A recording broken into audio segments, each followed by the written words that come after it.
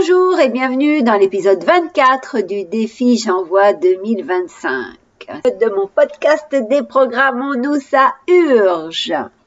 Alors pour aujourd'hui, la contrainte du défi J'envoie 2025, c'est résume une histoire ou un concept en seulement 3 minutes. Bienvenue dans le podcast Déprogrammons-nous, ça urge avec Elisabeth Taringui, mentor, coach en transformation consciente depuis plus de 20 ans. Tu cherches à reprendre les rênes de ta vie après une épreuve douloureuse. Tu as décidé qu'il était temps pour toi de prendre ta place, de t'affirmer et d'enfin créer la réalité que tu mérites. Eh bien, tu es au bon endroit. Mon nom est Elisabeth Taringui et je crée la vie de mes rêves en conscience depuis plus de 30 ans. En plus de 20 ans, j'ai aidé des milliers de femmes à booster leur sécurité intérieure, à redevenir confiantes, visibles, inarrêtables. Avec ce podcast Déprogrammons-nous, ça urge, je t'aide à te libérer de tes conditionnements physiques, mentaux, émotionnels, spirituels pour quitter le manque et vivre enfin dans la joie et l'abondance. J'ai vraiment à cœur que tu entres dans ce cercle de transformation à ton tour. Tu vas enfin comprendre comment tu fonctionnes et les conséquences que ça implique. Tu vas pouvoir modifier tes fonctionnements conscients et inconscients pour redevenir pleine réalisatrice et actrice de ta vie. Aujourd'hui, je vais te partager une histoire personnelle, celle d'un échec qui s'est révélé être l'un des plus beaux cadeaux de ma vie.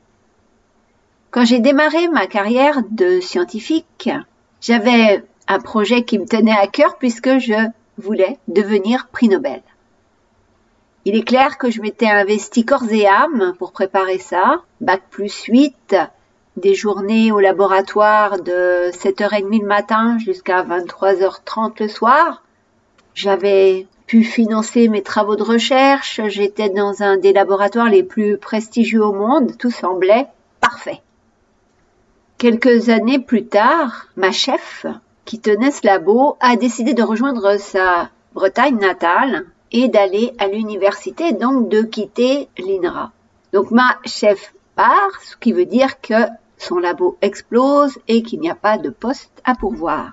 Donc je ne me démonte pas, je lui demande dans quel labo je peux postuler et là, elle m'annonce qu'en réalité à l'INRA, les dés sont pipés, les concours sont falsifiés, c'est-à-dire que le recruté est celui qui a fait son doctorat dans le laboratoire où un poste est ouvert.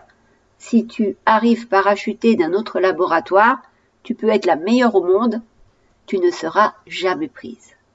Donc ça, pour moi, c'est vraiment une claque que je me prends.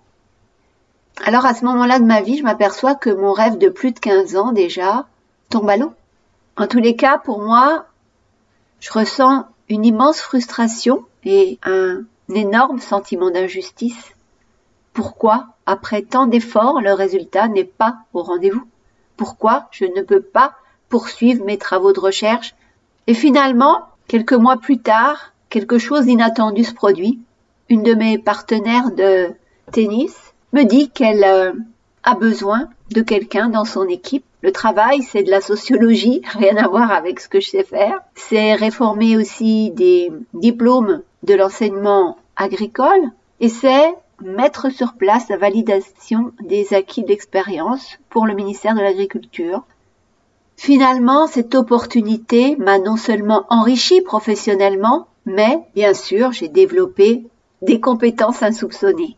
J'ai aussi commencé à tisser un bon réseau professionnel. Avec le recul, j'ai compris une chose essentielle, ce que je percevais comme un échec, le fait de ne pas poursuivre dans la recherche scientifique, le fait de ne pas être un jour prix Nobel, ce n'était en réalité qu'un détour, une manière pour la vie de me rediriger vers ce qui était vraiment fait pour moi. Parce que si j'avais continué la recherche scientifique, je ne me serais jamais sociabilisée, je serais restée dans mon laboratoire, je serais passée à côté de ma vie, alors que grâce à cette première expérience, hors recherche scientifique, hors contexte scientifique même, j'ai pu prendre confiance et me dire que, quelles que soient les situations, les événements de ma vie, je saurais toujours me débrouiller, gagner de l'argent, et rebondir professionnellement parlant. Tu vois, l'épiphanie du jour, c'est la suivante. La prochaine fois que tu fais face à un échec, que les choses ne se passent pas comme tu voudrais, qu'une porte se ferme alors que tu la croyais grande ouverte pour toi, rappelle-toi ceci. Ce n'est peut-être pas la fin, mais au contraire le début d'un chemin plus cohérent avec qui tu es vraiment. Et si, en prenant de la hauteur, en lâchant prise, tu découvrais que la vie a des plans bien plus grands pour toi. Merci de m'avoir écouté et à demain pour un nouvel épisode. D'ici là, rappelle-toi, tout est possible tout le temps, dans la joie et l'abondance.